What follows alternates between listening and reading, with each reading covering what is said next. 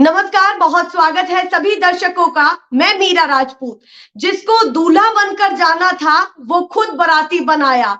ऐसा मैं क्यों कह रही हूं? क्योंकि एक बहुत बड़ी खबर निकल करके सामने आई है। 3 राज्यों के नतीजे आने के बाद बीजेपी का जश्न सर चढ़ करके बोल रहा था।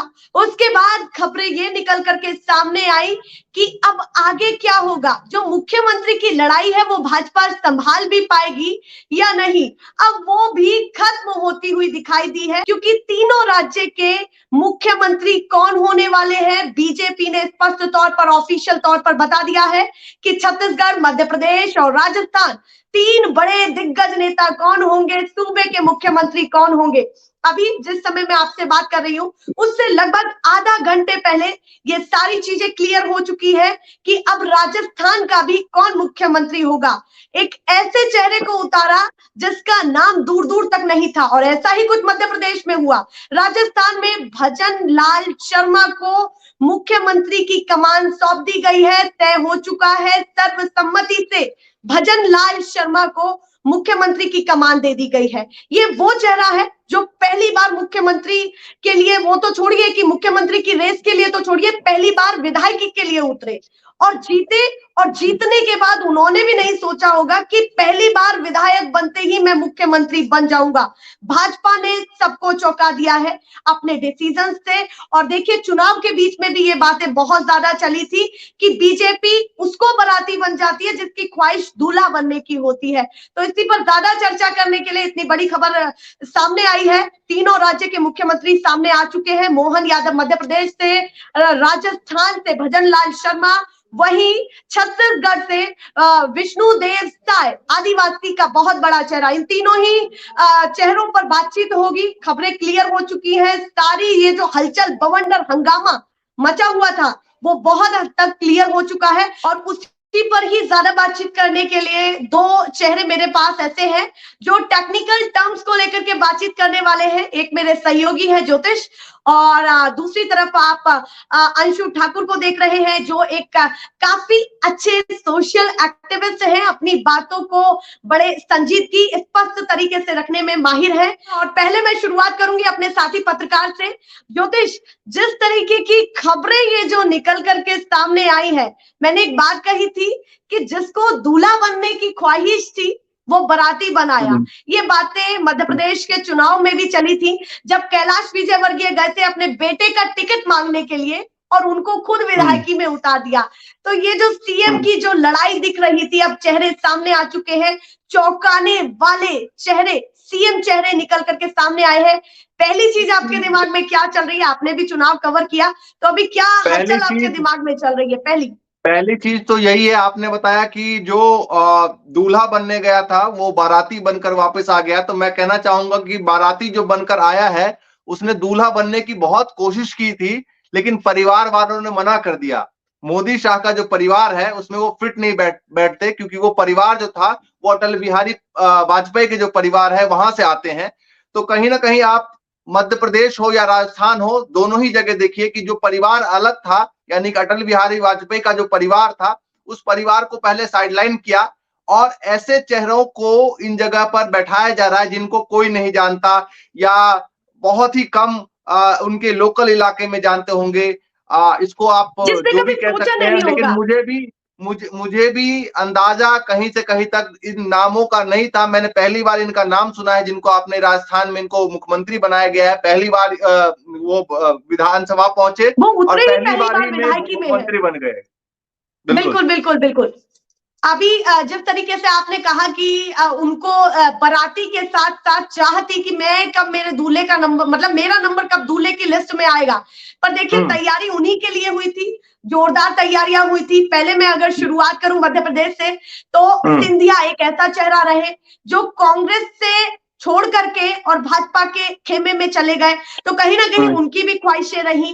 तो मध्य प्रदेश की अगर मैं बात करूं, चेहरे बहुत सारे थे। कैलाश विजयवर्गीय, प्रहलाद पटेल, हालांकि नरोत्तम मिश्रा भी थे, वो खुद ही चुनाव हार गए, और साथ ही साथ नरेंद्र सिंह तोमर। तो इतने चेहरे होने के साथ साथ आपको क्या बड़ी वजह लग रही है कि 2024 के लिए ऐसे चेहरे ही क्यों जरूरी है? जो अभी तक जनता के बीच में आई ही नहीं थे या फिर अभी तक सीएम की रेस में शामिल ही नहीं थे, उसका बहुत बड़ा तर्क आपको क्या लग रहा है इस समय? सबसे पहले तो मध्य प्रदेश के बहुत सारे दर्शक देख रहे होंगे, तो उनके लिए मैं बताना चाहता हूं कि जो बहना थी, जिनको लेकर हमने बातचीत लोगों से बहुत सारी की, कि बहना को जो है उनके भाई से अब अलग कर दिया गया, उनके भाई को अलग हटा दिया गया, साइडलाइन कर दिया गया। जो 1000 रुपए लेकर आए थे, फिर 1250 लेकर आए थे। खैर, ये हटाने की वजह ये है क्योंकि 4 बार वो मुख्यमंत्री बन चुके हैं, और अगर 5वीं बार वो मुख्यमंत्री बनते हैं तो कहीं ना कहीं पीएम मोदी के चेहरे में और उनके रेस में वो आगे निकल जाएंगे, क्योंकि इतना अनुभवी नेता फिर भारतीय जनता पार्टी में सबसे ज्यादा शिवराज सिंह चौहान होंगे, जो मुख्यमंत्री पद के बाद आप प्रधानमंत्री पद के लिए भी आगे भी दावेदार हो सकते हैं। और ये मोदी जी, शाह जी कतई नहीं चाहेंगे कि उनसे बड़ा कोई नेता, वो भी अटल बिहारी वाजपेयी की विचारधारा वाले खेमे से निकलकर आ जाए और मतलब बीच से निकल जाए, तो वो कतई नहीं चाहते थे। इसलिए नहीं तो 150 सीटें लाने के बावजूद भी आप देखिए कि 150 सीटों से ज्यादा, मैं तो कहूंगा शिवराज सिंह चौहान का लाडली बहना जो था उसका सबसे ज्यादा असर रहा है, असरदार रहा है जमीन पर। तो वो लाने के बावजूद भी उनको साइड प्लान कर दिया गया। बाकी कई चेहरे थे, उनको तो सिर्फ चुनाव में लॉलीपॉप दिया गया था, क्योंकि उनको अपना अलग अलग क्षेत्र से उनको वोट बैंक चाहिए था, इसलिए उनको केंद्र से बुलाया। हालांकि उनको अभी सेटलमेंट कहीं ना कहीं चल रहा है, लेकिन इन सबके बीच में सबसे ज्यादा जो बैड न्यूज है वो मामा के लिए ही है।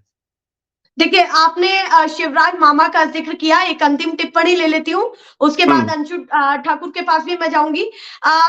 शिवराज सिंह चौहान वो चेहरा रहे जिन्होंने कहीं ना कहीं उनको साइडलाइन भी रखा गया, तो साथ ही साथ वो एक बहुत बड़ा प्रभाव सूबे में तब भी डाल रहे थे, जहां जनता उब भी गई थी कि एक ही चेहरा रिपीट होते आ रहा है, तो वहीं उनके लिए सहमति भी थी। एक चीज और बहुत स्पेशल हुई है कि जैसे ही मध्य प्रदेश का चेहरा, कौन रहेगा मुख्यमंत्री का अगला, वो सामने आया, तो एक लाडली बहना शिवराज सिंह चौहान से ये भी कहती हुई दिखाई दी है कि हमने तो आपको चुना था, और वो रोते हुए ये बात कह रही है, मतलब थोड़ा इमोशनल होते हुए ये बात कह रही है। एक अंतिम टिप्पणी मैं इस पर भी चाहूंगी, फिर लौट करके आपके पास आऊंगी।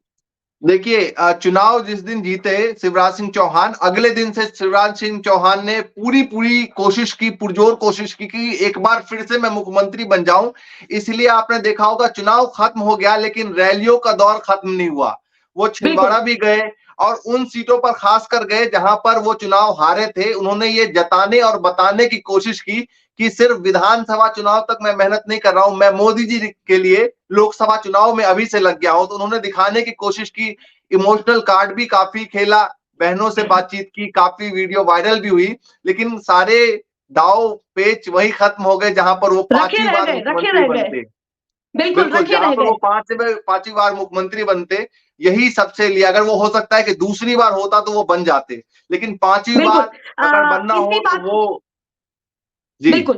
इसी बात को ऐड ऑन करते हुए मैं यहाँ पर ये भी क्लियर करूं कि शिवराज सिंह चौहान कहीं ना कहीं इस रेस में भी थोड़ा सा आगे दिख रहे हैं कि कहीं ना कहीं लोकसभा चुनाव में वो पीएम मोदी को ये दिखा सके कि कितनी उन्होंने मेहनत की है। इसीलिए जैसे ही वो छिंदवाड़ा गए तो उनकी एक बयान, उनकी एक छोटी सी क्लिप बहुत ज्यादा वायरल हुई। उसमें यह था कि वो ये कह रहे थे कि अब हम सीधे 2024 के लिए लग चुके हैं और मध्य प्रदेश से 29 फूल वो मोदी जी के गले में डाल करके भेजेंगे, यानी कि 29 की 29 सीटें मोदी जी को जिता करके भेजेंगे। कुछ इस पर भी कहना चाहते हैं?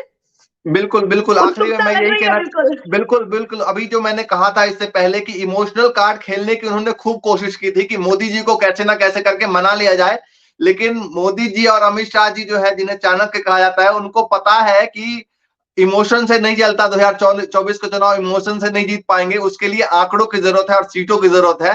तो शिवराज मामा का चेहरा हो ना हो, काफी एक तरीके से मैदान में बहुत ज्यादा घिस चुका है। हालांकि सीटें आ गई हैं, बहुत सारे उसके फैक्टर रहे अलग अलग, लेकिन उनका घिस चुका है। तो कहीं ना कहीं वो 2-3 ऐसे कारण रहे। एक तो पहला कारण कि ऐसा उनको मुख्यमंत्री चाहिए मोदी जी और शाह जी को, जो उनकी बातों पर, उनके इशारों पर चल सके। दूसरा कारण ये था कि चौथी की बार अगर 5वीं बार बनते हैं वो मुख्यमंत्री, तो मोदी जी के चेहरे में टक्कर में आ जाएंगे। और तीसरा ये भी रहा कि कहीं ना कहीं उनका चेहरा काफी हो चुका है, तो अब परिवर्तन की भी जरूरत है ताकि अगली बार भी विधानसभा के चुनाव जीत पाए। चलिए जी। मैं लौट करके आपके पास आती हूँ। अंशु ठाकुर, मेरा एक सीधा जो मेरे दिमाग में बहुत ज्यादा क्यूरियस क्वेश्चन आ रहा है वो ये है कि वसुंधरा राजे बैठक होने से पहले 10 मिनट की मुलाकात वो राजनाथ सिंह से करती है, और क्या बंद कमरे में उनकी बातचीत हुई? उस समय कोई मौजूद नहीं था, 1 to 1 उनकी राजनाथ सिंह से बातें हुई है। क्या लगता है कि कैसे ये खेल पूरा मतलब पलट गया है? क्योंकि पूरा सुर्खियां बटोरे हुई थी, क्या अखबार, क्या टीवी चैनल, क्या वेब पोर्टल, सोशल मीडिया, तमाम जगह ये चल रहा था कि भाई मुख्यमंत्री बने या ना बने, ये सुर्खियों में कम नहीं रहने वाली है महारानी जी। तो अब ये जो नया चेहरा सामने आया है भजन लाल शर्मा का, जो पहली बार विधायकी में उतरे और जीत भी गए, और अब पहली बार विधायकी में जीतने के बाद मुख्यमंत्री भी बन गए, क्या दिमाग में आपके चल रहा है ये बताइए। देखिए, मैं ज्योतिष भाई की बातों से सहमत हूं कि कहीं ना कहीं भारतीय जनता पार्टी ने अटल बिहारी वाली राजनीति को या अटल बिहारी वाले लोगों को पीछे धकेलने का काम किया। ये नई दौर की नई भाजपा है जो अमित शाह, नरेंद्र मोदी के डंडे के नीचे घूमने का काम करती है। जिस तरीके से राजस्थान की बात करें, भजन लाल शर्मा वो नाम जिसको भारतीय जनता पार्टी के कार्यकर्ता भी राजस्थान में नहीं जानते होंगे, अगर हम सारे सीटों की बात करें, उनको बनाना, सिंधिया का जिस तरीके से चर्चों में रहना, लेकिन उसके बाद जो आपने बताया कि राजनाथ सिंह और वसुंधरा राजे का जो इनका मुलाकात हुआ 10 मिनट का, उसमें मुझे लगता है कि वही गोली दी होगी राजनाथ सिंह ने, वही लॉलीपॉप दिया होगा वसुंधरा राजे को जो उन्हें दिल्ली से देके भेजा गया था। भारतीय जनता पार्टी ने इन तीनों राज्यों में कठपुतली बनाने का काम किया है। जो कठपुतली का जो धागा है वो दिल्ली से खींचा जाएगा और उस इशारे पे कठपुतली अपना हाथ पैर हिलाने का काम करेगी। आने वाला समय बताएगा कि जिस तरीके से बीजेपी ने, यूं कहें कि अमित शाह और नरेंद्र मोदी जी की जोड़ी ने इन नेतृत्व वाले, ये अनुभवी लोगों को जिस तरीके से दरकिनार करने का काम किया है, तो 2024 में भारतीय जनता पार्टी के लिए इन तमाम राज्यों में क्या परिणाम होंगे। अंशु ठाकुर, मेरा एक प्रश्न है कि कहीं ना कहीं ये भी तो हो सकता है कि बीजेपी ये सेट करना चाह रही हो कि एक छोटा सा अदना सा भी कार्यकर्ता कब वो मुख्यमंत्री बन जाए, जिस तरीके की ये धारणाएं पीएम मोदी को लेकर के है कि एकदम से किसी को नहीं पता था कि इतनी सुर्खियां देश में बटोर लेंगे कि चाय के उस कहानियों के साथ साथ सीधे प्रधानमंत्री की कुर्सी को तय कर लेंगे। तो बीजेपी ये एग्जाम्पल सेट करना चाह रही हो कि भाई कब छोटे से छोटा, अदने से अदना कार्यकर्ता ऊपर उठ जाए, और ये मोटिवेट कार्यकर्ताओं को भी कर रहा है कि कहीं ना कहीं ऐसे चेहरे सामने लाए जा रहे हैं जिनकी उम्मीद भी नहीं थी। ये फैक्टर आपको कितना हावी होते हुए नजर आ रहा है? देखिए, जिस घटना की बात आपने करी, नरेंद्र मोदी जी का नाम लिया, तो चाय वाली बात या कोई भी बात हो, वो सारी कहानी है। नरेंद्र मोदी जी कोई नहीं बन सकता, उन्हें प्रधानमंत्री बनाने में बहुत बड़े बड़े कंपनियां लगी थी जिसका वो कर्ज उतारने का काम कर रहे हो। अगर आप भजन लाल शर्मा की या आप ये मोहन यादव की अगर तुलना नरेंद्र मोदी जी से, मोहन यादव की तुलना अगर आप नरेंद्र मोदी जी से करें या नरेंद्र मोदी की राजनीति से करें, तो बिल्कुल गलत होगा, जो मुझे ऐसा लगता है। और जो आप कह रहे हैं कि कार्यकर्ता हो सकता है खुश हो, और बहुत अच्छी बात है, बहुत बड़ी बात है कि भारतीय जनता पार्टी ने एक ऐसे व्यक्ति को विधायक जो पहली बार बना, उसे राजस्थान जैसे प्रदेश का मुख्यमंत्री बनाया। लेकिन ये कार्यकर्ताओं के लिए अच्छा मैसेज जा सकता है, ये एक बहुत बड़ा फैक्टर हो सकता है, लेकिन जो मुख्यमंत्री बनता है उसके अनुभव से प्रदेश चलता है। अब देखना ये होगा कि जो ये भजन लाल शर्मा बने हैं, बिल्कुल, कमान संभालना कोई मामूली बात नहीं है। बिल्कुल, मोहन यादव के पास फिर भी तजुर्बा है, वो 2 बार के विधायक रह चुके हैं, वो एजुकेशन मिनिस्टर रह चुके हैं, 3 बार, बिल्कुल तीसरी बार वो विधायक बने हैं, वो एजुकेशन मिनिस्टर रह चुके हैं। लेकिन जो भजन लाल शर्मा है, ये पहली बार विधायक बने, ये पहली बार ही मुख्यमंत्री बन गए, जिसका जो वजह है वो सिर्फ यही हुआ कि जो राजस्थान का जो भाजपा का अंतरकलह था वो किसी तरीके से खत्म हो। जिस तरीके से मीडिया में खबरें चल रही थी कि वसुंधरा राजे कभी कांग्रेस के संपर्क में आ रही हैं, तो ये भी चल रहा था कि वसुंधरा राजे के लड़के ने 40 से 60 विधायकों को रिजॉर्ट में कैद करने का काम किया। तो तमाम ये वो मजबूरी रही हो जिसके बाद भारतीय जनता पार्टी की मजबूरी बन गई कि कैसे चेहरे को लाया जाए। उन्होंने ये नहीं देखा कि राजस्थान प्रदेश कैसा चलेगा या इनके पास अनुभव है या नहीं है, उन्होंने ये देखा कि कौन ऐसा व्यक्ति है। मैं यहाँ पर आपको रोकना चाह रही हूँ, एक क्वेश्चन और ले रही हूँ, मैं चाहती हूँ उसका जवाब आपसे मिले मुझे। ये जो रिजॉर्ट पॉलिटिक्स सर चढ़ करके बोली लगभग 3 से 4 दिन, सर चढ़ करके बोलिए कि उनके बेटे ने कहीं ना कहीं ये सारी चीजें की है, ऐसे आरोप लगाए गए। पर वहीं वसुंधरा राजे नड्डा जी को इस मामले पर सफाई देती भी दिखाई दी है। वो दिल्ली में अपने बेटे के साथ, दुष्यंत के साथ उन्होंने मुलाकात की, उस बीच में ये बातें भी रही है, ये खबरें निकल करके सामने आई कि उन्होंने सफाई दी है। ऐसा तो नहीं कि वसुंधरा राजे का ये कदम, जो आरोप लगे उनके बेटे पर, ऐसे कोई कदम या ऐसी खबरें उनको ले डूबी कि कहीं ना कहीं बीजेपी के ये दिमाग में आया कि ऐसे नेता जो अभी से ही आंख दिखा रहे हैं, तो 2024 में क्या हो सकता है आगे, क्या क्या जी, चीजें बिल्कुल उनको यही डील ना बात है। करनी पड़ जाए। मैं आपकी बात से सहमत हूँ, बिल्कुल यही बात है और आरोप नहीं। अगर आप देखेंगे कि राजस्थान में जो भारतीय जनता पार्टी के जो एक विधायक थे मीणा, उनके पिताजी ने साफ कैमरे पे आके आरोप लगाया कि मेरे बेटे को पकड़ा गया था। और ये पिछली सरकार में भी जब मुख्यमंत्री रही वसुंधरा राजे, तो आपने कई बातें ऐसी सुनी होंगी कि जो वसुंधरा राजे है, वो एक अपने ही ठनक में रहने का काम करती है। दिल्ली का फरमान शायद ही वो कोई माने इतनी आसानी से। तो जो मुख्य मुद्दा जो रहा, भारतीय जनता पार्टी की जो मजबूरी रही, वो यही मजबूरी रही कि कहीं ना कहीं वो नरेंद्र मोदी, अमित शाह या जेपी नड्डा का आदेश राजस्थान में मुख्यमंत्री बनने के बाद मानती है या नहीं मानती। तो ये तमाम ऐसी मजबूरियां रही हैं जिसकी संशय वजह था, से वसुंधरा संशय था। राजे को दरकिनार किया गया। बिल्कुल ऐसा मुझे बिल्कुल लगता है। बिल्कुल। बिल्कुल हाँ ज्योतिष, एक चीजें हैं कि कहीं ना कहीं क्या लग रहा है, जिस तरीके से वसुंधरा राजे तलखी वाले तेवर वो किसी कार्यकर्ता को ही नहीं बल्कि बड़े बड़े नेताओं को भी दिखा देती है, चाहे अमित शाह जी हो, चाहे पीएम मोदी हो, जिनको लेकर के ये बातें रहती हैं कि उनके कोई डिसीजंस है तो कहीं ना कहीं बहुत मैंडेटरी हो जाते हैं कि वो कुछ कह रहे हैं और उसी पर ही पार्टी चलती है। ऐसे बड़े नेताओं को जब वो तीखे स्वर या तीखी तल्ख दिखा देती है, आपको क्या लगता है कि ऐसा कुछ हो सकता था कि अगर वो मुख्यमंत्री बनती आगे और ऐसा कोई कलह उनके बीच में दिखाई देती, या फिर लग रहा है कि जिस तरीके से दुष्यंत का भी आगे मैं बात करूं भविष्य में वो आगे बहुत सारी चीजें देख रही है, क्योंकि नेता ही नहीं होता है, एक परिवार से भी जुड़ा होता है, तो ऑब्वियस सी बात है वो अपने बेटे के लिए तो भविष्य नहीं खोज रही है कि चलिए इस बार तो त्याग कर देती हूँ और कहीं ना कहीं आगे कुछ और अच्छा सोचा जाए। क्या लग रहा है ये दोनों बातों को मिलाकर के देखा जाए तो कैसे आपने बात की उनको एक तीखे तेवर दिखाने की, और तीखे तेवर दिखाना ये भी था जो आपने रिजॉर्ट पॉलिटिक्स की बात की कि रिजॉर्ट में 4-5 विधायक, 10 विधायक, जो भी संख्या थी उनको रखा गया। उनके बेटे ने, जो महारानी है उनके बेटे ने रखा। सवाल उठता है कि अगर उनको रखा गया तो रखने के बाद आगे क्या? देखिए, मोदी शाह के खिलाफ कोई भी विधायक, वो भी अपने क्षेत्र का विधायक या पहली बार दूसरी बार जो विधायक रहा, वो उनके खिलाफ कभी नहीं जाने वाले। ये बात महारानी को भी अच्छे से पता है, सिंधिया परिवार को भी अच्छे से पता है कि वो उनके चाहे कितने भी विधायकों को बुला ले अपने रिजॉर्ट में, चाहे कहीं भी रख ले, वो जाने वाले इसलिए नहीं है क्योंकि अब वो चले जाएंगे और वो उनके साथ कहां जाएंगे, या तो निर्दलीय जाएंगे या फिर जाएंगे कांग्रेस में।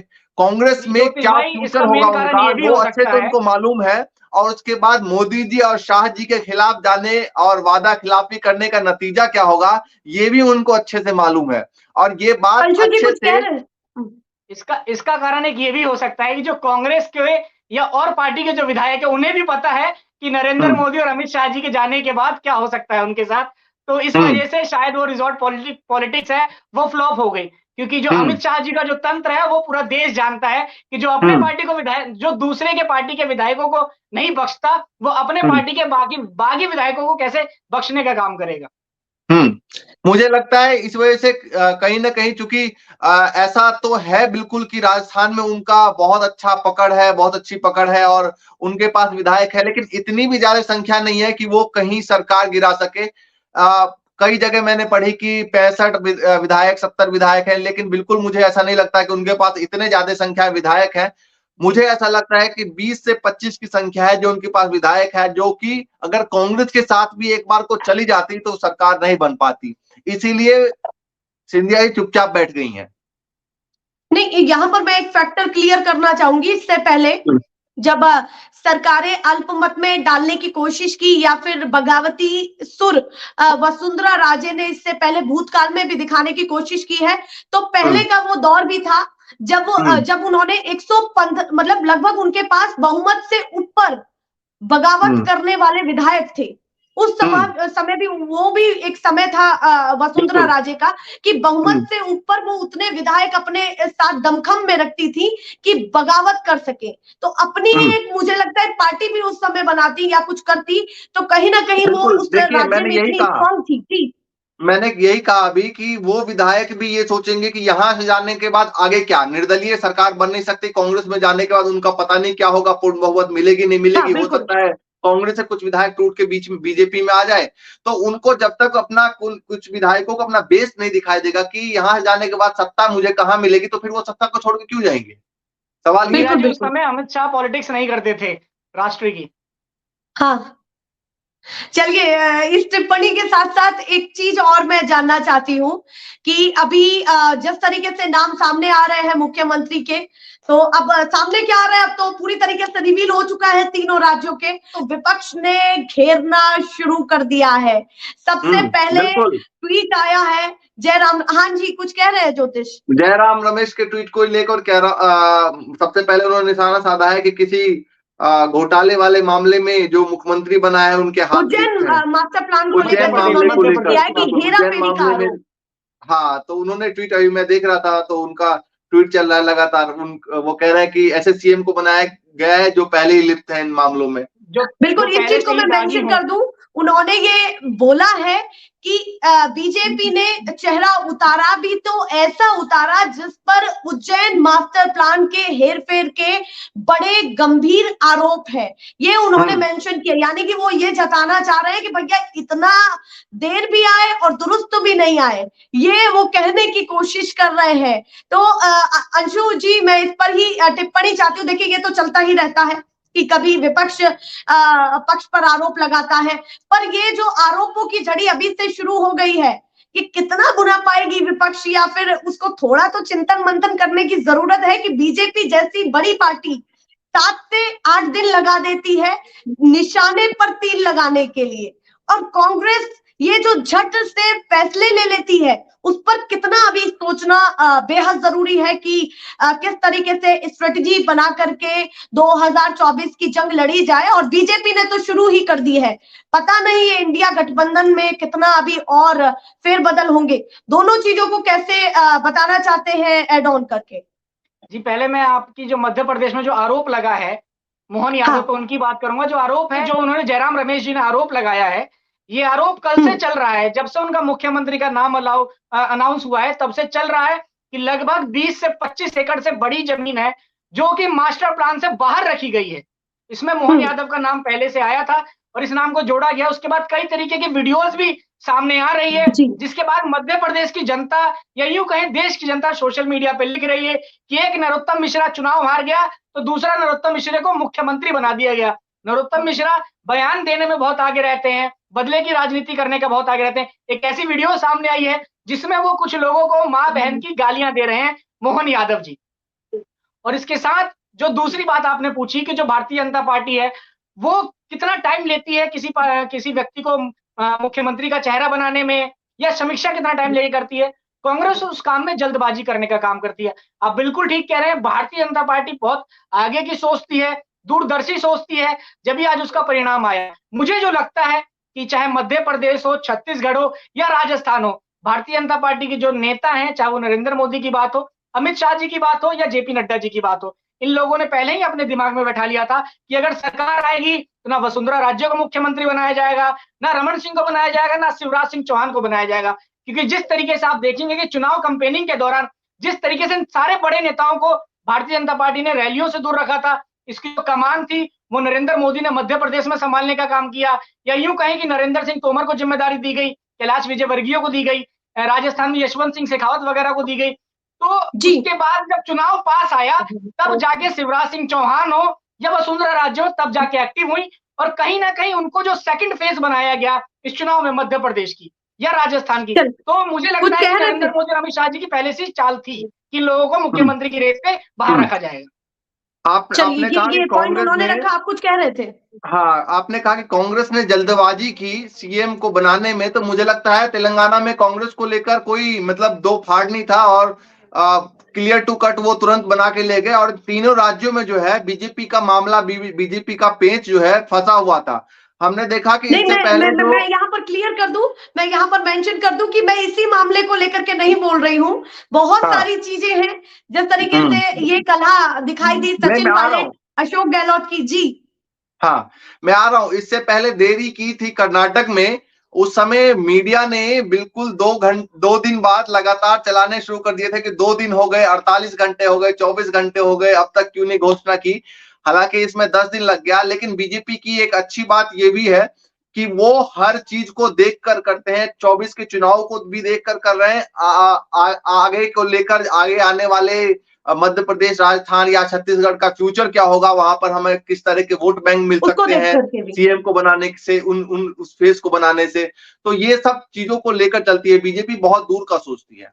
और जी मैं मुझे लगता मेरा है, एक अंतिम, हाँ जी जी जी अंशु जी। मुझे लगता है कि कहीं ना कहीं जो ये बात है वो बिल्कुल सही है। अगर आप पिछले जो कांग्रेस है वो सिर्फ जनता को साधने का काम करती है, लेकिन जो भारतीय जनता पार्टी है वो पहले अपने नेताओं को साधती है, बाद में जनता को साधने का काम करती है। जो मध्य प्रदेश का पिछला चुनाव का बात करें तो भारतीय जनता पार्टी ने कांग्रेस ने ना सिंधिया को साधने का काम किया, चाहे वो ज्योतिरादित्य सिंधिया हो या कमलनाथ हो, जिसके बाद सरकार बनने के बाद भी अमित शाह सिंधिया को उड़ा ले गए। या पिछले चुनाव की राजस्थान की बात करिए आप, ना वो कांग्रेस के नेता को सचिन पायलट को साध पाई, ना वो गहलोत को साध पाई, जिसके बाद पिछले 5 साल के कार्यकाल में कांग्रेस में अंतर्कलह देखने को मिला और इस बार भी यही हाल हुआ। तो मुझे लगता है कांग्रेस सच में अपने नेताओं को साधने में बहुत पीछे है, जिसके बाद उसे ऐसे परिणाम का सामना करना पड़ता है।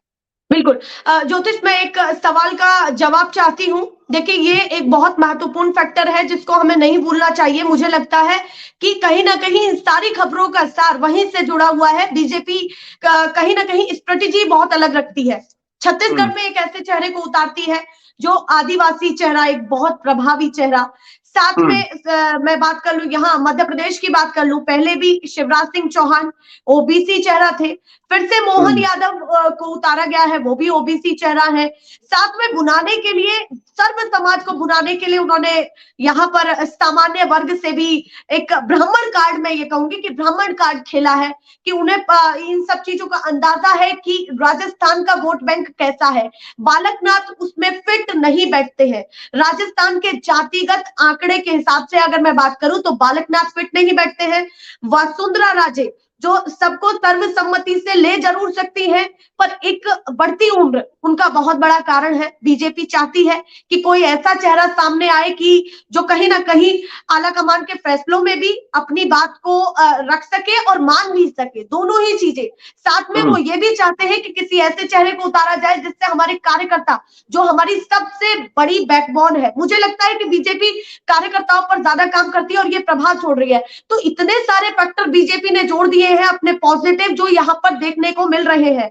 ये तीनों जगह अलग अलग तरीके से चेहरे उतारना, बड़ी वजह क्या लग रही है आपको? मुझे लगता है ये कांग्रेस के वीकनेस का फायदा बीजेपी ने उठाया है।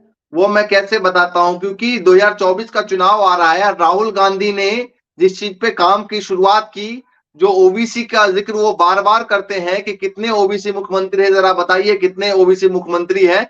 इसको लेकर ओबीसी काम करना शुरू कर दिया।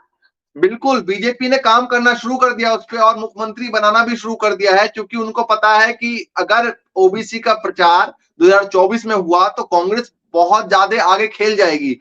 इसीलिए बीजेपी ने इस पे चौका मार दिया, पहले ओबीसी मुख्यमंत्री बनाना शुरू कर दिया है। बिल्कुल, ताकि कांग्रेस के पास कुछ मुद्दा न बचे बोलने के लिए कि कितने मुख्यमंत्री हैं। बिल्कुल, उसी चीज को लेकर के ध्यान में रखा जा रहा है सारी चीजें। पर मैं एक चीज, हाँ जी बताए अंशु जी, कुछ कह रहे हैं। तो मुझे लगता है कि जो बीजेपी ने जो ओबीसी चेहरे को मुख्यमंत्री बनाने का काम किया है, तो जिस तरीके से विपक्ष जातीय जनगणना की बात करता है, तो मुझे लगता है ये भाजपा के ओबीसी नेता भी अपने आला कमान से जातीय जनगणना की बात करेंगे। चलिए, ये बहुत सारे सवाल हैं और बहुत अच्छा यहाँ पर अपनी बातों को रखा है। साथ में सोशल एक्टिविस्ट अंशु ठाकुर ने अपनी बातों को बहुत अच्छे से रखा। बहुत धन्यवाद आपका। साथ ही मेरे साथी पत्रकार ज्योतिष चौहान का बहुत धन्यवाद। ऐसे ही अगले मुद्दे के साथ मिलेंगे। नमस्कार।